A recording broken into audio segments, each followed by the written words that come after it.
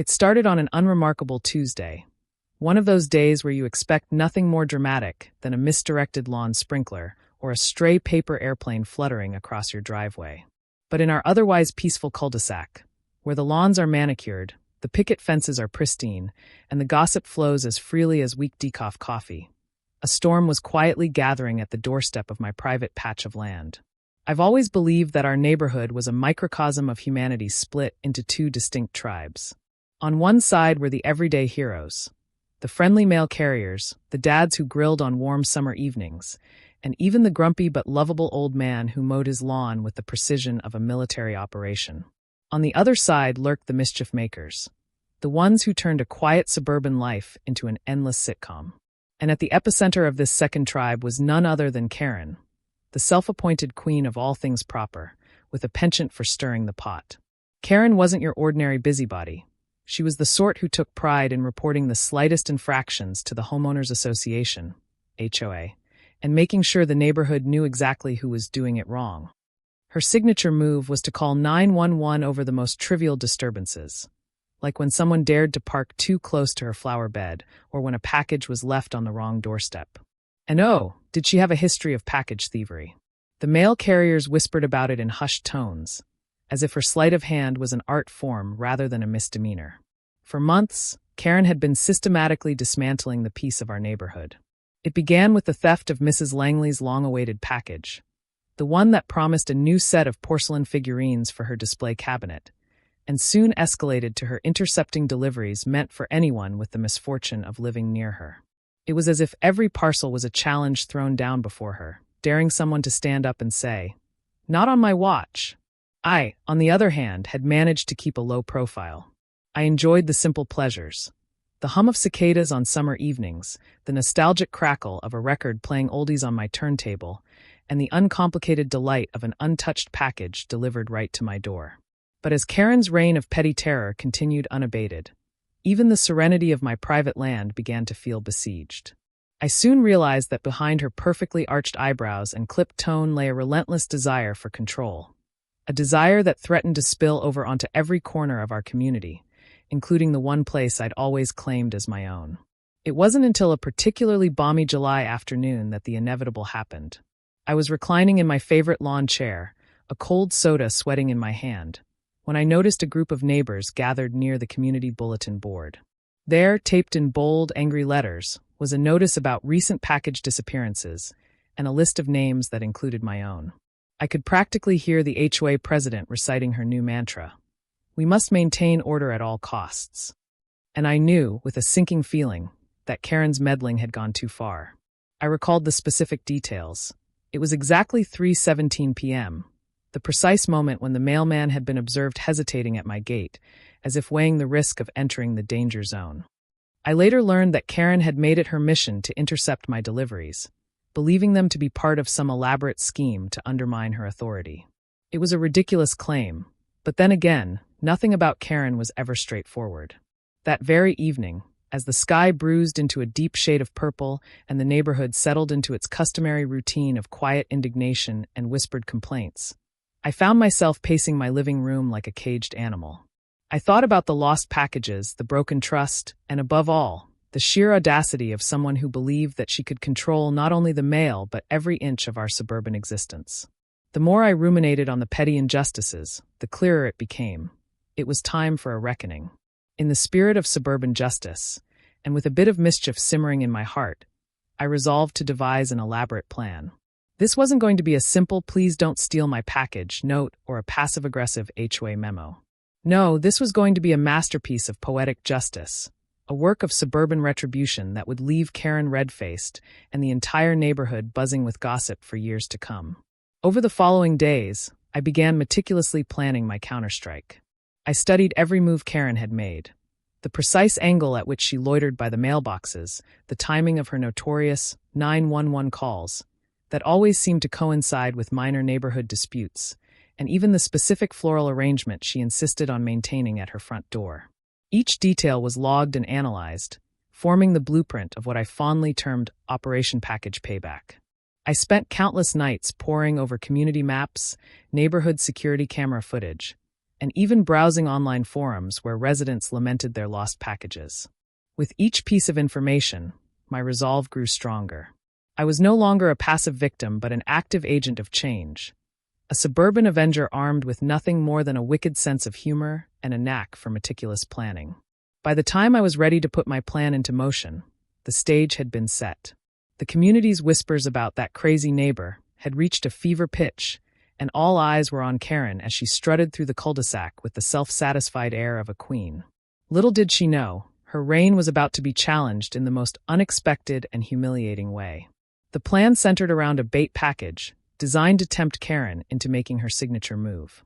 I had sourced a box that looked irresistibly genuine, a limited edition collectible that any self-respecting suburbanite would envy. I then installed a series of harmless yet dramatic triggers inside: a harmless smoke machine, a few cleverly placed confetti cannons, and a pre-recorded loop of a pre-recorded message that would announce, with theatrical flair, "Your reign of petty terror has ended." All set to activate the moment the package was opened. As I double-checked every detail in my blueprint and rehearsed the plan over and over in my head, I couldn't help but feel a twinge of exhilaration. This was not just about reclaiming my own sense of justice. It was about sending a message to anyone who dared think that the neighborhood could be run by petty power plays and unwarranted authority. The calm suburban facade was about to crack, revealing a riot of colors and chaos that would make even the most mundane HOA meeting look like a firework display. I glanced over at my prized piece of private land, a modest patch that had been my sanctuary for years. It was here, amid the quiet whispers of the wind and the gentle hum of nature, that I had plotted my revenge. With every meticulous note, every precise timestamp, and every small victory over Karen's past misdeeds, I felt more empowered. The community might have been divided between those who played by the rules and those who reveled in petty drama, but I was determined to show that even a single individual could reclaim control over what was rightfully theirs. Little did I know that by the next morning, the carefully laid groundwork would be about to burst into a spectacle that none of us would ever forget. The stage was set, the trap was primed, and all that remained was for the fateful day to arrive.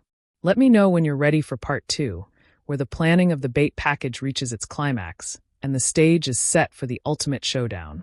After that fateful evening when I resolved to reclaim the dignity of our cul-de-sac, I plunged headfirst into planning what I now fondly called Operation Package Payback. It wasn't enough to simply feel wronged. In suburban warfare, one had to be methodical, creative, and, dare I say, exquisitely petty. Late-night schemes and early-morning designs.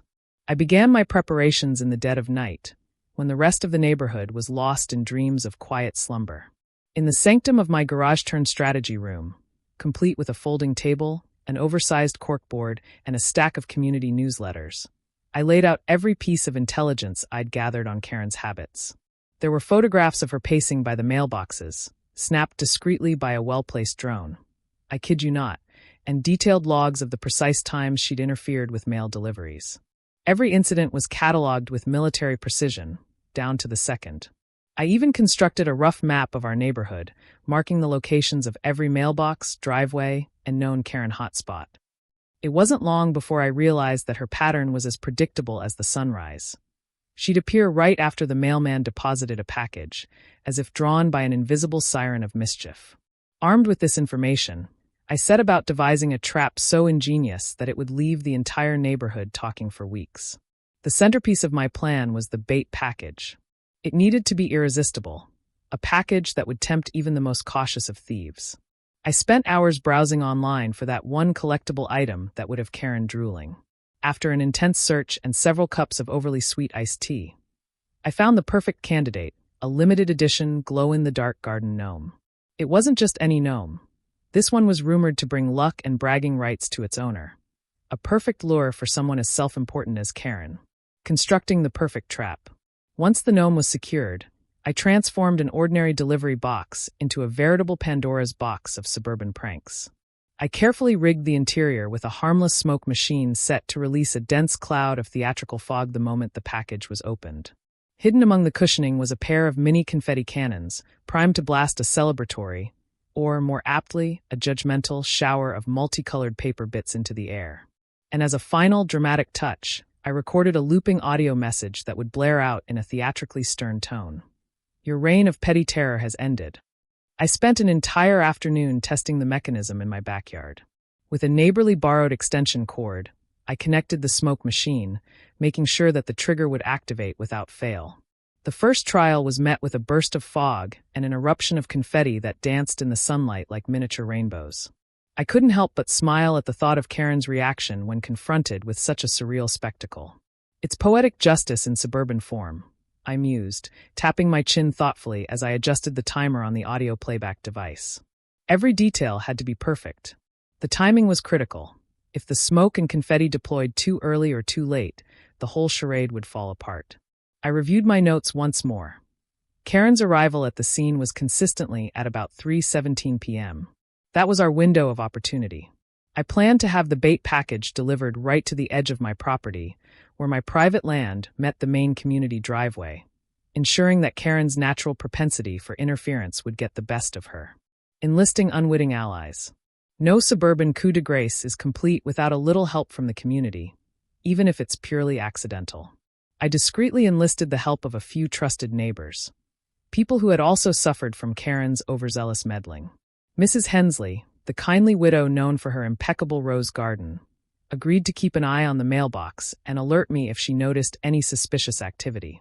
Old Mr. Jenkins, who was known to recite witty one-liners at every opportunity, promised to be on standby with his binoculars and a camera, ready to capture the unfolding drama. "Just wait till she sees this," Mr. Jenkins whispered conspiratorially one chilly morning as he adjusted his thick-rimmed glasses, his eyes gleaming with the thrill of impending retribution. "She won't know what hit her."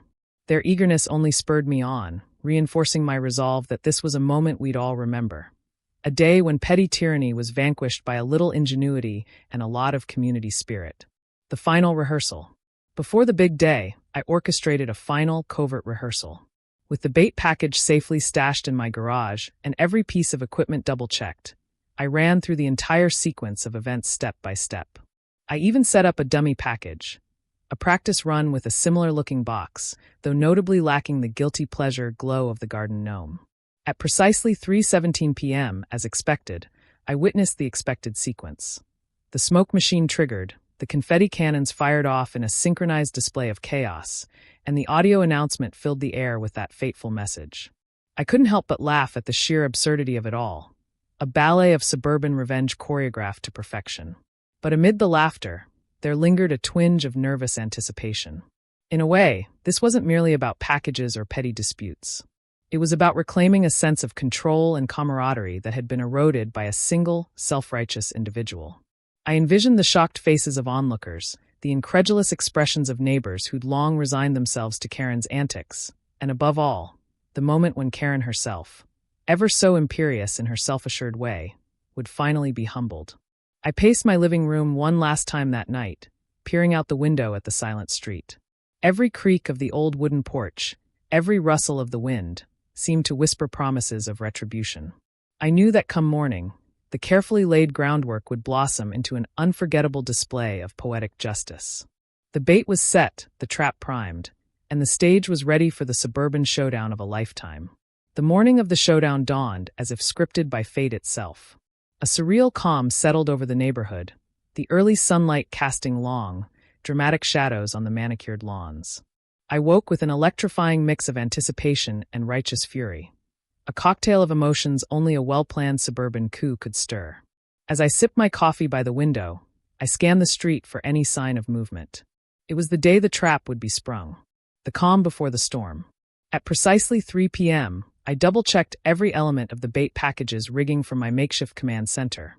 The garage, now filled with an assortment of high-tech timers, wires, and a checklist scribbled on a dry erase board.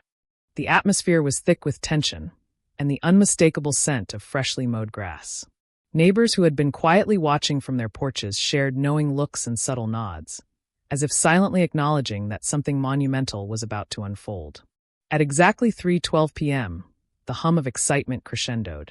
I could see Mr. Jenkins, binoculars in hand, leaning over his picket fence, his eyes locked onto the package that rested strategically on the border of my private land and the community driveway. Mrs. Hensley had even taken up position behind her hydrangeas, clutching her antique watering can like a talisman. The entire street, usually a haven of calm chatter about garden hoses and weekend yard sales, was now buzzing with a charged silence. The arrival of the unwitting antagonist. As the clock neared 3:17 p.m., a sleek, cream-colored sedan pulled into the driveway of the imposing white house at the corner of our cul-de-sac. Out stepped Karen in her signature power stance, shoulders squared, perfectly coiffed hair catching the light, and eyes narrowed into a determined glare. She strode towards the mailbox area with the air of a general inspecting her troops, fully unaware that today, the game was about to change. I could almost hear the clicking of her polished heels on the pavement, punctuating each step as she advanced. Every neighbor seemed to lean forward in silent anticipation.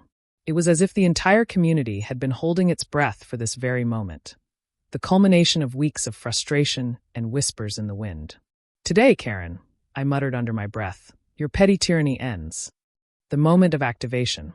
In the blink of an eye, she reached the precise spot where the bait package was laid out with all the deceptive charm of a genuine delivery. The package, adorned with a neat label and wrapped in that irresistible aura of exclusivity, was impossible to resist for someone with Karen's compulsions.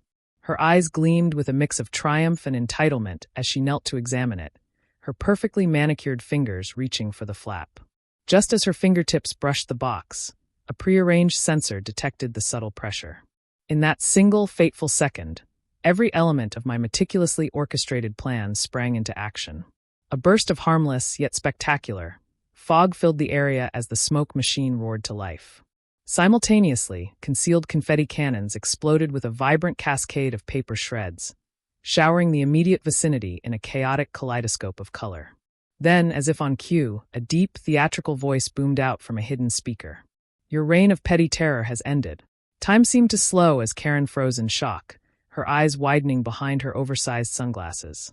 The vibrant swirl of smoke and confetti transformed the mundane suburban street into a scene straight out of a low-budget, yet highly entertaining, action film. I could practically see her mind scrambling to process the absurdity unfolding around her. Neighbors erupted in a mix of laughter and gasps, some recording the spectacle on their smartphones, while others simply stared in disbelief. The carefully rehearsed moment had become a surreal dance of fate and folly. Karen's reaction and the public unraveling. For a long, excruciating minute, Karen remained motionless, as if caught in a time warp between indignation and humiliation. Finally, she rose to her feet, attempting to compose herself as if nothing extraordinary had just happened.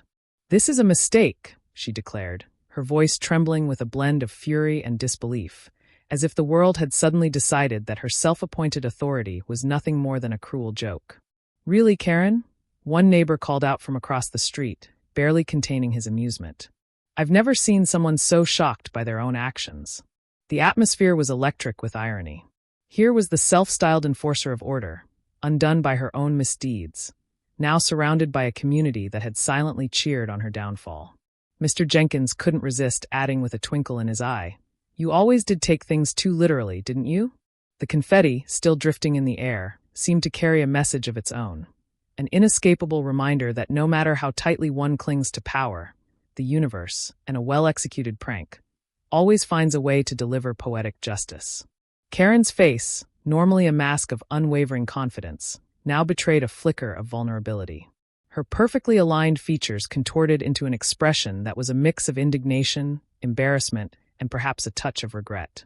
In that public spectacle, her carefully constructed persona was crumbling like a house of cards in a gentle breeze. The tipping point. As the dramatic scene unfolded, a small but pivotal detail emerged. The neighbors, emboldened by the spectacle, began to gather around, their voices rising in a chorus of support for the long-suffering victims of Karen's antics. The once muted hum of whispered complaints had transformed into a rousing conversation about justice and community solidarity. Amid the clamor, the HOA president, a figure usually hidden behind a veneer of bureaucratic detachment, stepped forward, clipboard in hand. With a measured tone that belied the charged emotions swirling in the air, she announced, "It appears we have an incident that calls for a thorough review. Please, everyone, remain calm and let's ensure that proper procedure is followed." But even as she spoke, the damage had been done. The elaborate trap had not only exposed Karen's meddling ways, but had also united the community in a moment of shared catharsis.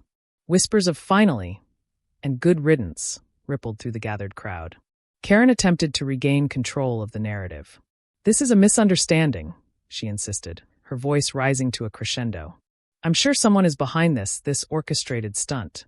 But her words were drowned out by the collective murmur of the crowd, which no longer saw her as the steadfast enforcer of neighborhood order, but as a symbol of overreach and pettiness. In that moment, every minute detail of her past transgressions, the stolen packages, the relentless calls to the authorities, the countless complaints, seemed to converge into one unstoppable force of public opinion. It was as if the universe had conspired to deliver the ultimate verdict on her behavior. A tangible turning point. I couldn't help but relish the delicious irony of it all. Here was a woman who prided herself on maintaining order, now floundering in a spectacle of smoke, confetti, and a pre-recorded proclamation of her downfall. The transformation was complete. The meticulous planning, the early morning coffee, the hushed conversations with sympathetic neighbors. It had all led to this moment of dramatic retribution. I watched from a discreet distance as Karen, now visibly rattled, attempted to compose herself for what she hoped would be a dignified exit. Instead, she found herself ensnared in a web of her own making, a living, breathing testament to the fact that no one is above the collective will of a community that has had enough. It was a moment of absurd beauty, the sort of scene that would be recounted at future neighborhood barbecues and HOA meetings for years to come.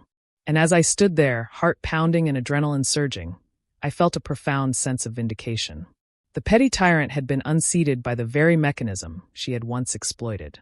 In that single, chaotic minute, the balance of power had shifted irrevocably. The aftermath in motion.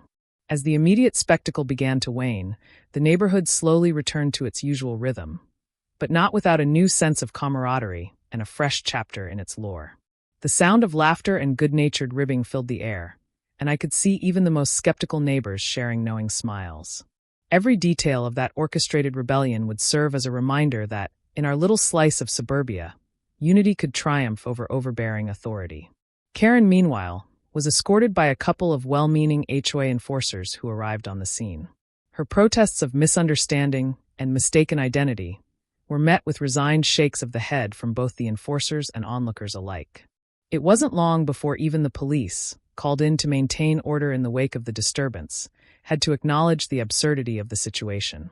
One officer, barely containing a smile, remarked to his partner, "I've seen a lot in this line of work, but that takes the cake." The entire scene was as cinematic as it was comical, a living, breathing example of suburban drama at its finest. Amid the chaos, the previously divided community began to coalesce around a newfound sense of shared humor and solidarity. Neighbors who had long tolerated Karen's petty intrusions now saw her downfall as a turning point, a moment when their collective voice had quite literally blown away the smoke of tyranny. As I observed the unfolding scene, I couldn't help but reflect on the strange alchemy of suburban life. In a place where every mailbox was a battleground and every package a potential pawn in a grander game of petty power, the transformation was nothing short of remarkable. The carefully planned trap, executed with a touch of theatrical flair, had become a symbol of resistance, a reminder that even in the most mundane of settings, justice, however whimsical, could prevail. And so, as the confetti settled onto freshly cut grass and the fog slowly lifted to reveal a neighborhood forever changed, I knew that I had achieved more than mere revenge.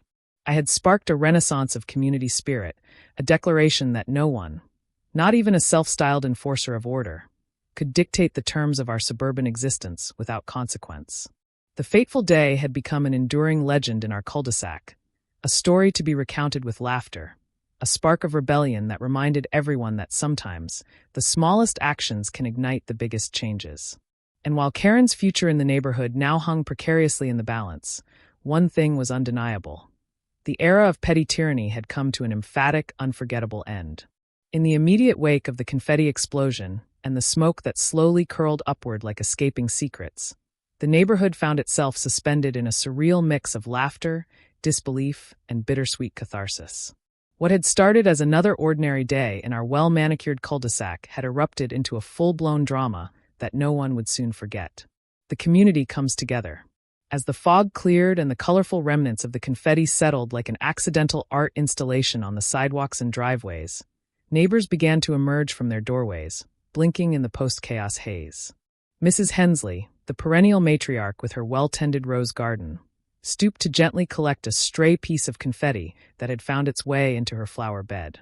"I never imagined our little street would transform into something so theatrical," she mused, half laughing, half shaking her head. Across the street, Mr. Jenkins, still clutching his binoculars as if they were a trophy from the day's spectacle, couldn't resist remarking, "Well, that's one way to water the lawn. Just add confetti and a dash of indignation." His comment rippled through the gathering crowd, eliciting a chorus of chuckles and approving murmurs. Even the HOA president, clipboard now abandoned at her side, couldn't hide a wry smile.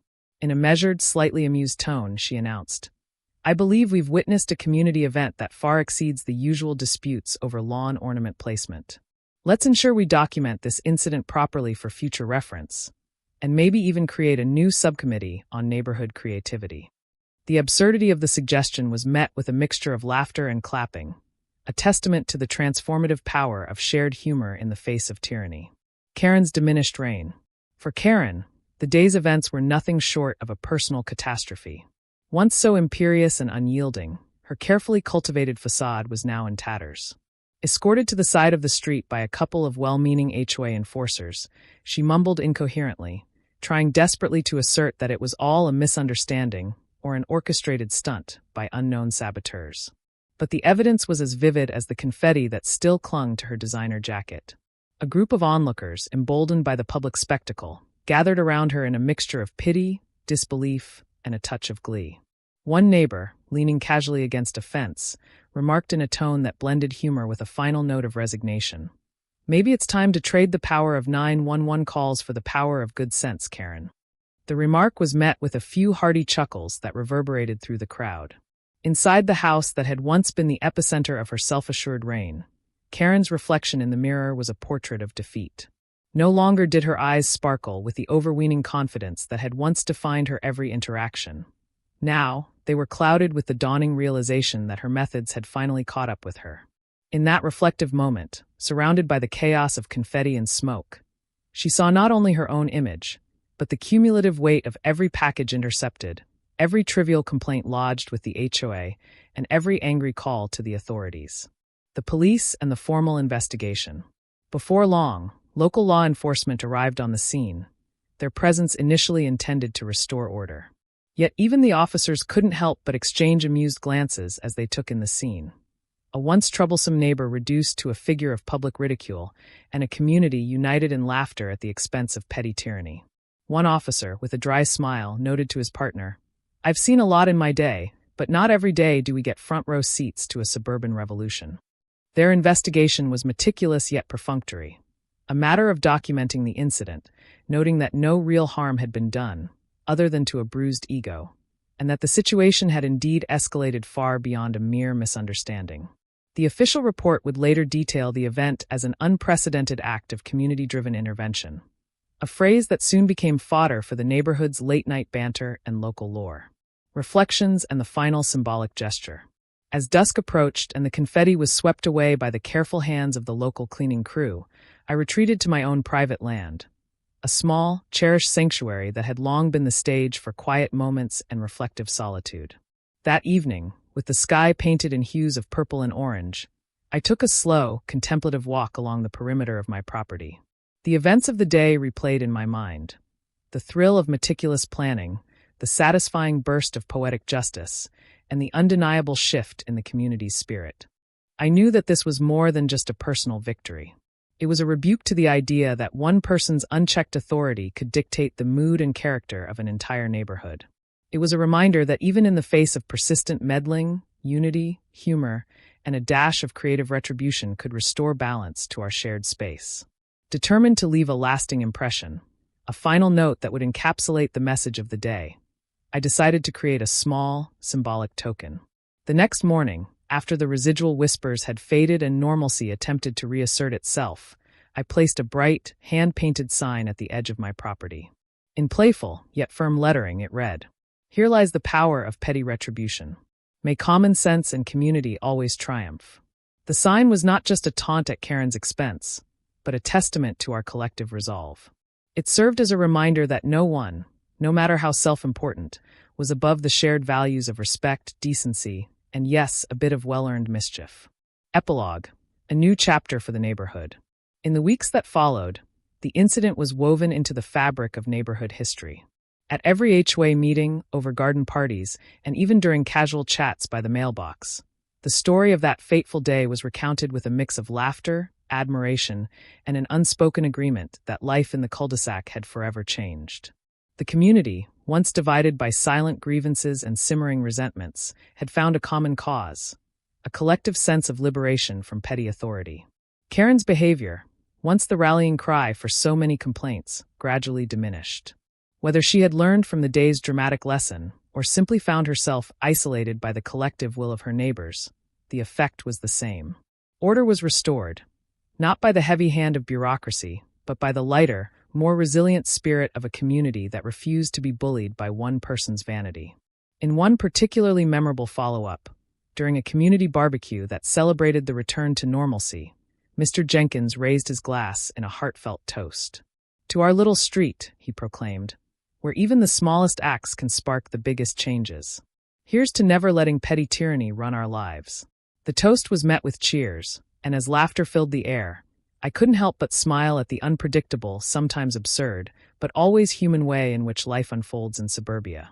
The sign on my property remained a permanent fixture, a gentle, humorous reminder that when the collective spirit is aroused, even the mightiest of Karen-like forces can be humbled.